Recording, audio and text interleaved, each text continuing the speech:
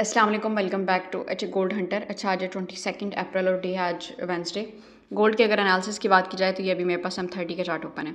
अच्छा, एनालिसिस को स्टार्ट करने से पहले अगर आप लोग व्हाट्सएप कम्युनिटी को ज्वाइन करना चाहते हैं तो लिंक बाय में मेंशन है, सो वहाँ पे क्लिक करके आप लोग व्हाट्सएप कम्युनिटी का पार्ट बन सकते हैं। सो एनालिसिस को करते हैं स्टार्ट। अच्छा, M30 के चार्ट पे अगर मैं चार्ट को थोड़ा सा इस तरह करती हूँ तो आपने यहाँ पे जो एक बेरिश 1 2 3 मूव लगी हुई है ना, उस पर फोकस करना है। ठीक है, प्रीवियस एक्सटर्नल इंटरनल जो भी डाटा चल रहा है उसको एक दफ़ा इग्नोर करें।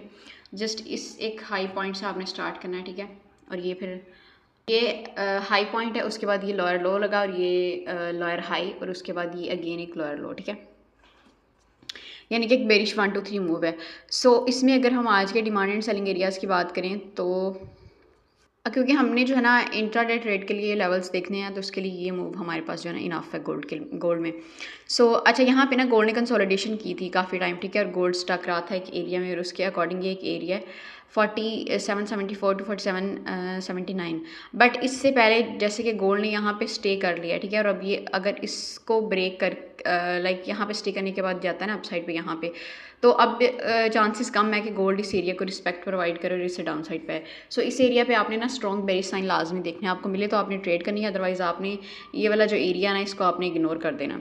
ठीक है, उसके बाद फिर क्या हो सकता है कि गोल्ड ये वाले जो हाइस पड़े हुए हैं इनकी लिक्विडिटी को ग्रैब करके लाइक स्वीप करके उसके बाद जो है ना कोई स्ट्रॉन्ग हमारे पास यहाँ पे कोई up thrust type candle close करता है विद हाई वॉल्यूम, तो उसके बाद जो है ना यहाँ से सेलिंग प्लान की जा सकती है। ये एरिया हमारे पास आता है 4797 के अराउंड। ठीक है, स्टार्ट होता है 4795 टू लाइक 4800 के अराउंड से ना आपने 4795 टू 4800 के अराउंड से आपने कोई भी सेलिंग लाइक यहाँ पे कोई वीक लगाने के बाद ना ये सारी इन हाइस्ट लिक्विडिटी को स्वीप करने के बाद क्लोजिंग अगेन 95 से बिलो आके दे देता है, तो देन यहाँ से सेलिंग को प्लान किया जा सकता है। सो सेकंड सेलिंग हम यहाँ से एक्सपेक्ट कर सकते हैं। और थर्ड अगर सेलिंग एरिया की बात की जाए कि थर्ड हम सेलिंग कहाँ से एक्सपेक्ट कर सकते हैं तो वो एक ये हमारे पास एरिया फिर नेक्स्ट 4825 टू 4833। ठीक है, ये हमारे पास सप्लाई एरियाज हो गए। और डिमांड एरिया की जहाँ तक बात की जाए तो डिमांड एरिया में हमारे पास जो एक फर्स्ट डिमांड एरिया होगा, अच्छा ये ना अर्ली डिमांड एरिया में आएगा। ठीक है, ये इतना कोई स्ट्रॉन्ग एरिया नहीं है लोअर टाइम फ्रेम के अकॉर्डिंग। आप इसको जस्ट स्कैल्पिंग सेटअप के लिए यहाँ से कोई अगर आपको सेटअप देखने को मिलता है 1M3 लोअर टाइम फ्रेम में तो यहाँ से आप स्कैल्पिंग बाय बुक कर सकते हैं। अदरवाइज़ ये एरिया कोई इतना स्ट्रॉन्ग नहीं है 4737 टू 4742। हाँ, इससे डाउन साइड पर एक जो एरिया है हमारे पास यहाँ पे शो हो रहा है वो एक ये वाला एरिया। ठीक है, 4718 टू 4724 या इसको आप पूरी कैंडल को कवर करेंगे तो 26 तक। ठीक है, ये फिर हमारे पास एक अच्छा एरिया गोल्ड को बाय करने के लिए, यहाँ से गोल्ड को बाय किया जा सकता है।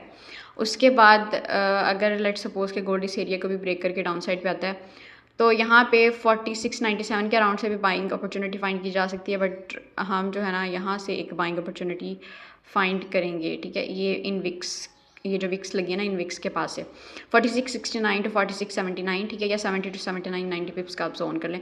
और उसके बाद ये ना डेली का बड़ा अच्छा लेवल है। ठीक है, 4636 टू 4650। आई नो कि ये 140 150 पिप्स का जोन बन रहा है, लेकिन ये हाई टाइम फ्रेम का डेली का ये बड़ा अच्छा एक डिमांड एरिया डिमांड लेवल है।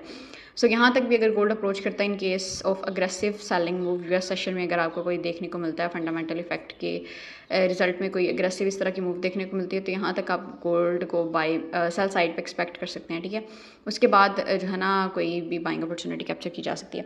अच्छा, जैसे कि ये हमारे पास स्ट्रक्चर बेरिश साइड पे चल रहा है ना, ठीक है, जैसे कि बेरिश हमने ब्रेक ऑफ स्ट्रक्चर मार्क किया है, तो इस तरह के स्ट्रक्चर में क्या होता है कि जितनी भी सपोर्ट्स होती है ना, जितने भी सपोर्ट लेवल होते हैं, डिमांड एरियाज होते हैं, वो टूट रहे होते हैं। हाँ, जो अच्छे सपोर्ट या डिमांड एरियाज होते हैं उसमें एक दफ़ा होता है कि आपको लाइक वो उनको रिस्पेक्ट ज़रूर करता है। ठीक है, आपको एक दफ़ा इंस्टेंट बाइंग या वहाँ से प्रोवाइड करता है, बट उसके बाद उसने फाइनली वहाँ से जोन को रिस्पेक्ट देने के बाद उसको ब्रेक करके अपने जो स्ट्रक्चर होता है उसको कंटिन्यू करना होता है।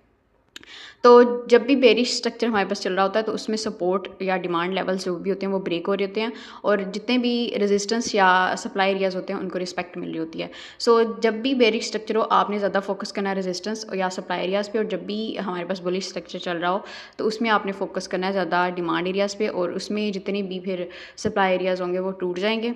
ठीक है, जस्ट जो डिमांड एरियाज़ होंगे उनको रिस्पेक्ट मिलेगी। सो इस चीज़ को आपने माइंड में रखना होता है। सो ये था हमारे पास गोल्ड का आज का एनालिसिस। बाकी कोई फाइनेंशियल एडवाइस नहीं है। ठीक है, क्योंकि इस मार्केट में 100% कुछ भी नहीं है, सब प्रोबेबिलिटीज़ की गेम है। सो मैनेज योर ऑन रिस्क। और बाकी अगर किसी को भी कोई फर्दर इन्फॉर्मेशन चाहिए हो तो आप लोग व्हाट्सएप पे कांटेक्ट कर सकते हैं, नंबर बाय में मेंशन है। So this is all for today.